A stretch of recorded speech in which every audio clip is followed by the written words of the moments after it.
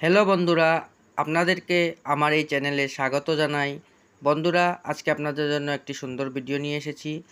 ভিডিওটিতে আছে যে আপনারা অনেকে শুনেছেন পিতৃপক্ষে কাককে খাওয়ানোর কথা, কিন্তু জানেন কি কাককে পিতৃপক্ষের সময় কেন খাওয়ানো হয়? পিতৃপক্ষের সময় পিতৃপুরুষদের প্রতি শ্রদ্ধার একটি মহাপর্ব পিতৃপক্ষ চলে। এইটি সবসময় মহালয়ার আগে পর্যন্ত থেকে থাকে।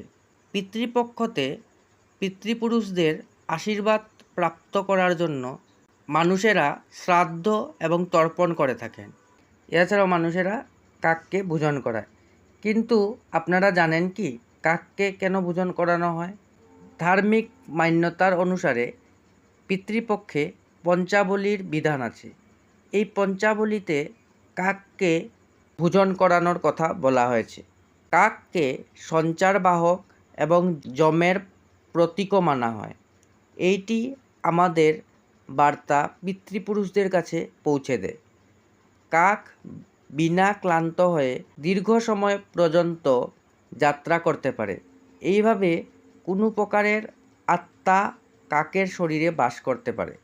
তাহা ছাড়াও কাক এক স্থান থেকে অন্য স্থানে যেতে পারে। এইসব কারণের জন্য পিতৃপক্ষে কাককে ভোজন করানো হয়।